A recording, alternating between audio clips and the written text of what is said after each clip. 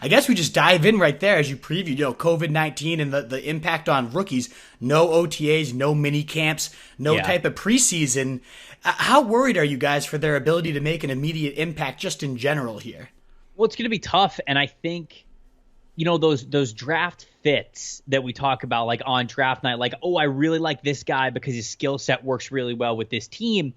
A lot of that is based off of what we have seen the previous season. And we're not sure exactly what new wrinkles were going to happen in 2019 or 2020.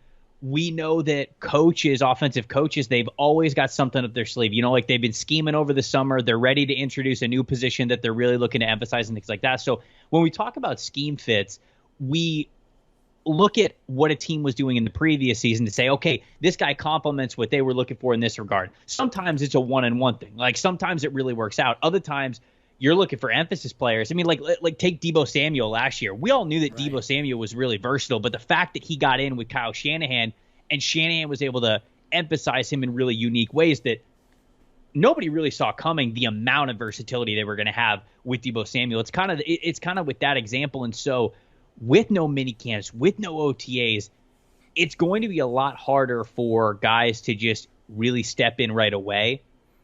And that's why I think that those draft night fits that you talked about a couple of months ago, those are going to mean a lot more this year than in years past because you're not going to have as much time to get that chemistry down, to really acclimate with what's going on. Instead, you're going to have to get what a guy does really well and just plug them in right away. And some guys that'll be advantageous for, other guys it might take a little bit longer. So as we go through this season and we see, like, I feel like there's going to be more rookie, I don't want to say like rookie slumps, but maybe the rookie numbers won't be as good as they have been in the past. But of those guys that are succeeding right away, take them aside and the players that you just need to be more patient with after that, if that makes any sense. It makes total sense. And that's kind of what we're going to be looking to break down here is how do these guys fit, what skill sets, what are their strengths, and, which ones of them are going to be lined up for an immediate role, whether they're going to be ready for it or not, whether they slump at the beginning or not. That's going to be kind of the goal here with these rookie receivers. And that's kind of the toughest position, right? Like running backs is kind of sometimes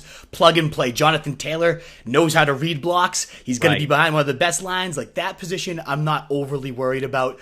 But receivers building the rapport, getting the whole complex playbooks down, and that could be, a little trickier. But ultimately, you say if they fit the scheme and they had a clear target in mind, Kyle Shanahan, run after the catch, things like that, then we could still see some nice translation and find some good values because you're seeing, I know you're just getting into the fantasy game, but you're seeing rookies drastically fall in rankings right now.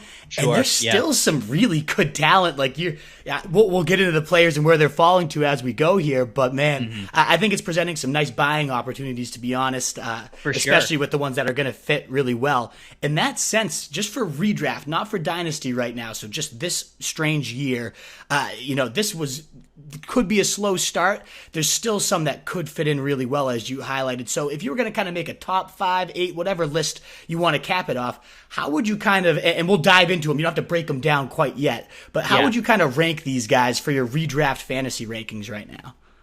Okay, I'll do you better. I got 10 guys. I listed 10, so I came up with a top 10. You said top 5. I went with the top 10 because there's guys that I definitely want to talk about. Even better. So I'll go 10 to 1. I won't explain too much because, like you said, we'll dive into them in a sec. But 10, I got Brandon Ayuk.